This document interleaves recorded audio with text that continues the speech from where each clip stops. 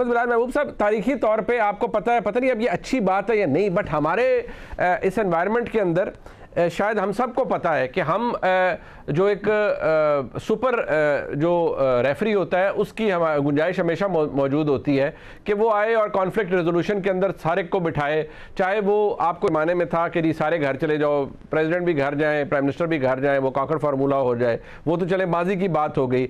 अब चले गुफ्तगू करवाने के लिए भी अगर किसी को बिठाना है तो उसके लिए भी बहुत से मुल्क के जो जयद सहाफ़ी हज़रात हैं कहते नहीं कॉन्फ्लिक्ट रेजोल्यूशन के लिए किसी को इनको बिठाना चाहिए, किसी को बिठाना चाहिए। अब वो किसी अगर इस वक्त इस मूड में नहीं है कि इनको बिठाए और वो कहें भाई नहीं हम इस काम के लिए तो बिल्कुल अवेलेबल नहीं है, ये आप लोगों के मसाइल सियासी हल करने के लिए, तो अहमद बिलाल महबूब साहब किसको पहल करनी चाहिए? शायद गुफ्तगू हुकूमत भी करना चाहती है और तहरीक इंसाफ तो दो जगह गुफ्तगू करना चाहती है। एक तो ये तो बात फैक्ट है कि चाहे वो चाहते हैं सियासी कोई गुफ्तगू हो जाए, लेकिन वो तो चाहते हैं कि एस्टैब्लिशमेंट के साथ भी हमारे राब्ते जो है दोबारा इस्तवार हों और हम उनकी जो एक्सेप्टेबल एक डोमेन है उसके अंदर आ जाएं और हमने जो कुछ किया है माजी के अंदर वो भूल जाया जाए। गो के इसके ऊपर उनको बड़ी बुरी लगती है ये जब उन्हें ये बात याद दिलाई जाती है, लेकिन कोई कॉन्फ्लिक्ट रेजोल्यूशन के लिए आएगा नहीं। लेकिन ना हुकूमत आगे बढ़ती है और ना ही तहरीक इंसाफ कहती है कि हम पहले आगे बढ़ेंगे। बहुत शुक्रिया मुनीब साहब। देखें, ये अगर नीयत सही हो, अगर वाकई बातचीत करने की नीयत हो और ख्वाहिश हो तो ये कोई इतना मुश्किल काम तो नहीं है। लेकिन मेरे ख्याल में दोनों तरफ मसले ये हैं कि हमने पिछले कई सालों में जो सियासत की है उसके नतीजे में अब हमारे अपने फॉलोअर्स के अंदर इसकी एक्सेप्टेंस बहुत कम है कि आप अपनी मुखालिफ पार्टी के साथ कोई सुलह की बात करें, कोई कंप्रोमाइज़ की बात करें, वो कमज़ोरी का निशान समझा जाता है। ये इमरान खान साहब के यहाँ भी ये हॉक्स मौजूद हैं और ये मुस्लिम लीग नवाज के अंदर भी हॉक्स मौजूद हैं।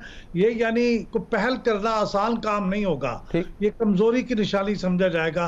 एक तो ये बहुत अहम बात है। दूसरी बात ये है कि अनफॉर्चुनेटली माजी में आपको याद है कि हमारे यहाँ ये फ़ौज ये फरीज़ा सर अंजाम देती रही है कि वो भी दोनों लोगों को नज करके आपस में बातचीत करने पे मजबूर कर देती थी। किसी ज़माने में नवाबज़ादा नसरुल्लाह खान साहब जैसे सियासतदान होते थे, वो दोनों तरफ कोई डिप्लोमेसी करके मुज़ाकरात की रास्ता हमवार करते थे।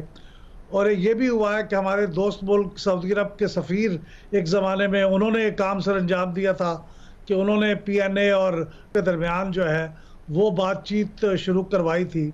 अब ये सारी चीज़ें मफकूद हो गई हैं, अब ये चीज़ें मौजूद नहीं हैं कि कोई ये मीडिएट कौन कराए।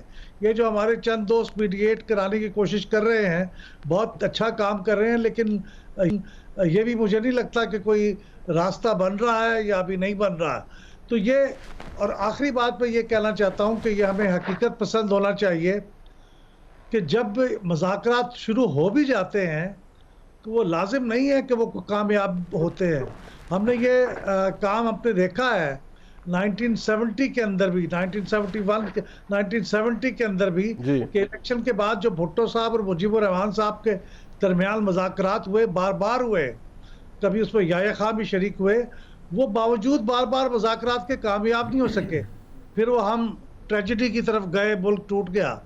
इसके बाद हमने देखा कि ये जो PNA की मूवमेंट थी और भुट्टो साहब के साथ मुज़ाकरात हुए, वो 20 के करीब नशिस्तें हुई दोनों के दरमियान।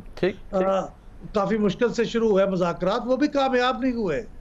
तो बुनियादी बात यह है कि क्या दोनों अतराफ कोई कंप्रोमाइज़ करने की नीयत रखती हैं, उनके अंदर इखलास मौजूद है? मुझे तो इस वक्त ये नज़र नहीं आता। ये तो खुदकशी पे आमादा हैं।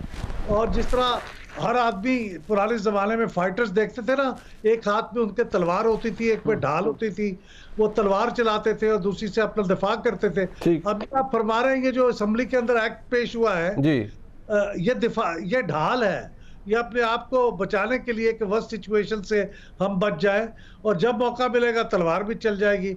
तो इन हालात पे कैसे मफाहमत होगी और मुज़ाकरात होंगे? लेकिन मैं आखिरी आपकी बात की तायीद करूँगा कि जब भी अगर कोई मुज़ाकरात होंगे, उसकी कोशिश की जाएगी, तो उसमें इनिशिएटिव हुकूमत को लेना पड़ेगा। हुकूमत की पोजीशन ऐसी होती है, वो अपने, ज़रूरी नहीं कि वो विजिबल हो, वो अपने लोगों के साथ बिहाइंड द सीन को पैगाम रसानी करें और देखें फिर कोई बातचीत हो सकती है, लेकिन हुकूमत को इनिशिएटिव लेना चाहिए। ये लेना तो चाहिए, लेकिन अभी जो सूरत हाल है और जो गुफ्तगू हम सुनते हैं, जनाना सनाउल्लाह साहब ने जो कहा वो ज़रा अलार्मिंग है।